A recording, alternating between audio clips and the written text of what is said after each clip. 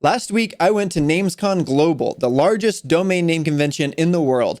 And I've got 3 key takeaways I want to share with you, including some perspective on how insanely early we still are for domains in the blockchain, and what I think could be an extremely underrated method for passive income.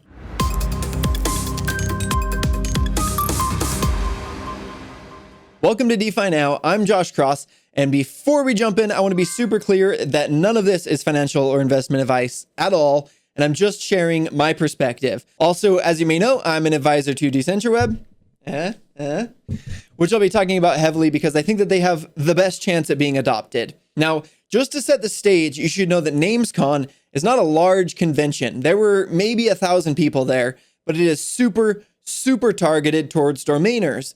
So it's possibly the best way to get a bird's eye view on where the industry stands and how the adoption of domains in the blockchain is coming along. The conference was in Austin, Texas, and I flew down there to meet up with Adam Barlam, one of the co-founders of Decentraweb. So it was awesome to meet one of those team members in person. Adam is an insanely smart guy, and he gave a keynote covering how Web3 will revolutionize the domain and DNS industries. From the blockchain domain side of things, Handshake and Unstoppable Domains also had representatives at the conference, although surprisingly ENS didn't have any presence there at all.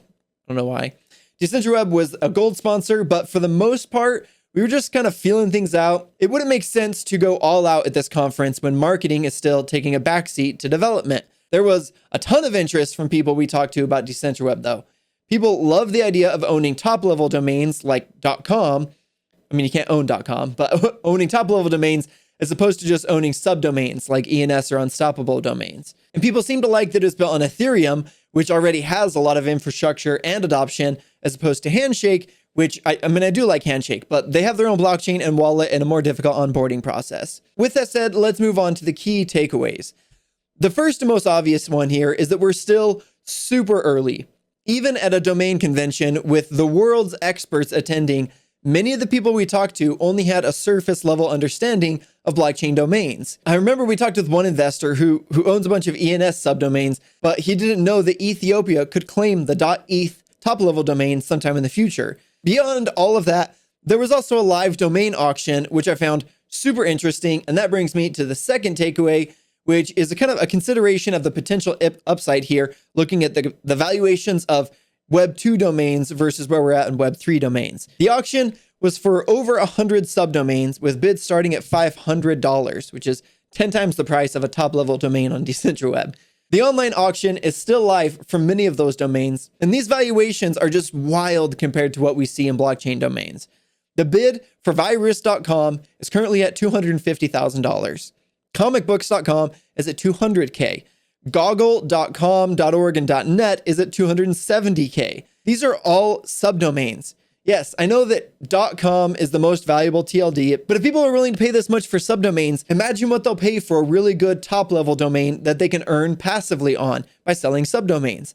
A lot of these investors have huge portfolios of subdomains that they purchased, but they make their money through buying and selling domains. And the real winner in those trades are the brokers that take a cut. I'm talking about the GoDaddy and Cedo and Namecheap. Now, my final takeaway brings me to my plan. What am I doing about all this? I think I've made it pretty clear that the benefit of owning top-level domains over subdomains.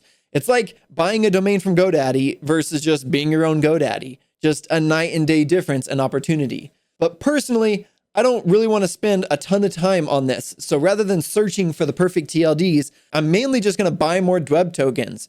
Don't take that as financial advice or anything because it isn't. But I really think that either Handshake or Decentraweb will become the new decentralized layer for DNS, a key infrastructure layer for the entire internet. But I think Handshake made 2 fatal errors. The first is when they launched their own blockchain instead of choosing Ethereum, the most adopted, secure, and decentralized blockchain. And the second error was that they didn't reserve the domains for the top websites. To be fair, Handshake launched in 2017 and Ethereum wasn't really ready at that time, but what an oversight to allow anyone to purchase trademarked names. Why would Amazon adopt Handshake unless they can own .amazon? Same thing for .google or .facebook. Think about how much the owners of those Handshake TLDs will expect tech companies to pay for them. Facebook paid over $8 million for FB.com. Will they pay that much for a .facebook TLD on a network that advertises itself as an experiment? Or will they just be more inclined to claim .facebook on Decentraweb and just pay some Ethereum gas for it? To me, it's obvious.